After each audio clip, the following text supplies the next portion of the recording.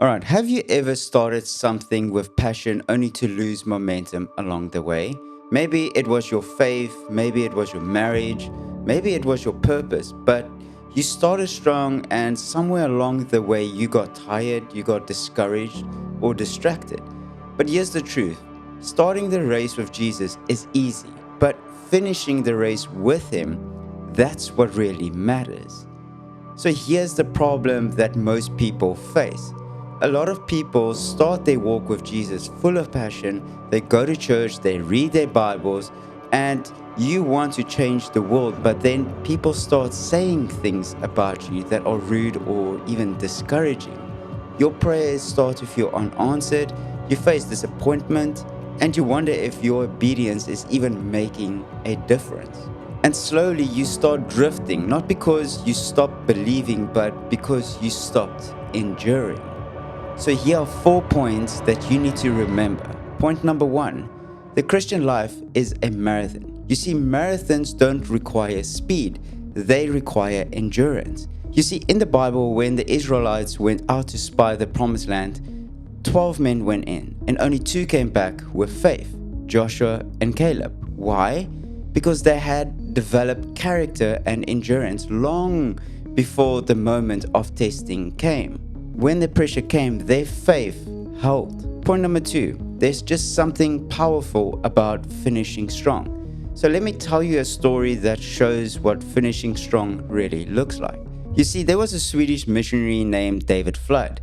He felt called to serve God in Africa in the early 1900s. He and his wife, Sphere, left everything behind to preach the gospel to the people who had never heard it. But the mission was brutal, the conditions were terrible, the people were hostile, and there were almost no results. They had 2 children, and after the second child was born, Sphere died. David was devastated. After years of sacrifice, he only had 1 convert, a young boy.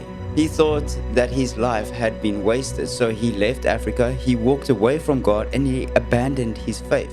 And for decades he lived in bitterness and regret. But years later, his daughter tracked him down in Sweden, and she told him something that he never knew.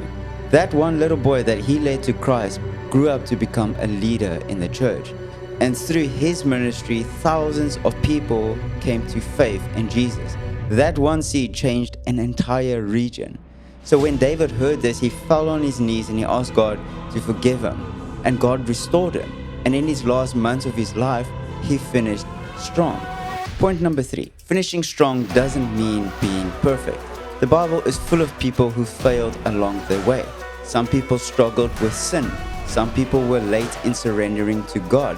Some were considered failures in the middle of their lives. But they finished strong because they embraced God's grace.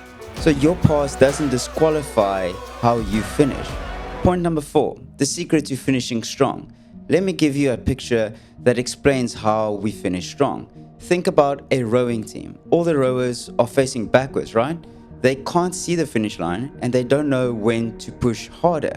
But how do they pace themselves? They focus on one person, the coxswain, the guy that sits in front. He's the one that's facing forward. He sees the finish line. He calls the rhythm and he gives the commands. He guides the boat and the rowers trust him completely. You see, living a Christian life is the same. We can't see the finish line of our lives, but we can fix our eyes on Jesus because He sets the pace, He leads us, and He gets us across the finish line. So here's the final solution or takeaway. If you are feeling discouraged today, and if you feel like your faith has stalled, that you have failed, that your life hasn't produced what you've hoped for, remember this: it's not too late. God specializes in restoring people who fell down. Finishing strong doesn't mean that you will never stumble. It just means that you need to get back up, fix your eyes on Jesus, and keep going, because in the end, it's not how you start or how holy you look, it's how you finish. Anyways, that's it for today, and thank you for watching, and I'll see you in the next one.